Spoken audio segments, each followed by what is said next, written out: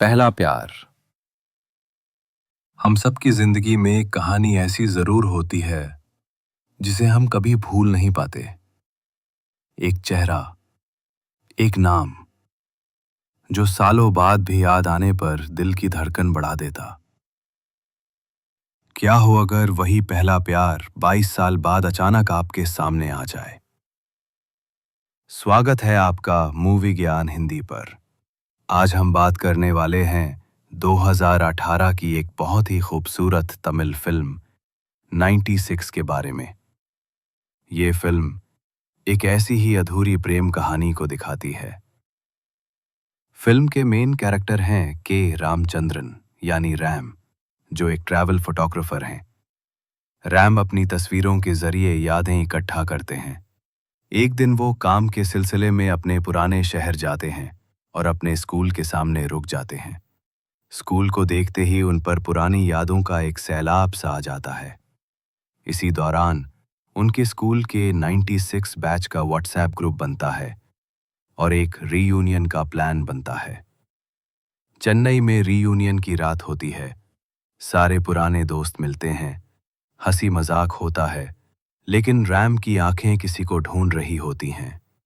उसके दोस्त उसे बताते हैं कि उसकी स्कूल टाइम की मोहब्बत जानकी भी सिंगापुर से इस रीयूनियन के लिए आ रही है। और फिर एंट्री होती है जानकी देवी यानी जानू की 22 साल बाद। रैम और जानू एक दूसरे के सामने खड़े होते हैं। दोनों के बीच एक अजीब सी खामोशी होती है, एक झिझक होती है। वो एक दूसरे से ठीक से बात भी नहीं कर पाते, लेकिन उनकी आंखें वो सारी बातें कह रही होती हैं जो 22 साल से दिल में दबी थीं। यहाँ से फिल्म हमें फ्लैशबैक में ले जाती है और दिखाती है कि इनकी कहानी शुरू कैसे हुई थी। हम देखते हैं यंग रैम और यंग जानू को। रैम एक बहुत ही शर्मीला और सीधा साधा लड़का है और जानू एक बहुत ही प्यारी और अच्छी सिंगर है। रैम मन ही मन जानू से बहुत प्यार करता है, लेकिन कभी कहने की हिम्मत नहीं कर पाता। जानू को भी ये बात पता होती है और वो रैम के इजहार का इंतजार करती है। दोनों के बीच बिना कुछ कहे भी एक गहरा रिश्ता होता है। स्कूल खत्म होने के बाद दोनों एक दूसरे से मिलने का वादा करते हैं, लेकिन किस्मत को कुछ और ही मंजूर था।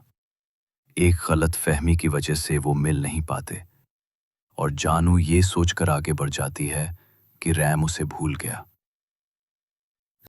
फिल्म वापस आज की रात पर आती है रीयूनियन के बाद। रैम और जानू उस एक रात में अपनी पूरी जिंदगी की बातें एक दूसरे से शेयर करते हैं। वो मेट्रो में घूमते हैं, पुरानी यादें ताज़ा करते हैं। जानू रैम के अपार्टमेंट जाती है और ये देखकर हैरान रह जाती है कि रैम ने आज भी उसकी यादों को कितना संभाल कर रखा है। उसका पुराना दुपट्टा, उसके भेजे ग्रीटिंग कार्ड्स, उसी रात कुछ बड़े सच सामने आते हैं। जानू बताती है कि उसकी शादी हो चुकी है और उसकी एक बेटी भी है। और जब वो रैम से पूछती है तो रैम बताता है कि उसने आज तक शादी नहीं की। ये सुनकर जानू को बहुत दुख होता है। इसके बाद जानू रैम के लिए वही गाना गाती है जो उसने स्कूल में उसके लिए लिखा था। ये सीन फिल्म का सबसे इमोशनल हिस्सा है। सुबह हो जाती है और जानू की सिंगापुर की फ्लाइट का टाइम हो गया है।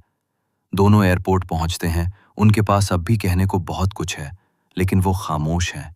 वो दोनों जानते हैं कि शायद ये उनकी आखिरी मुलाकात है। जानू रैम से विदा लेती है और चली जाती है।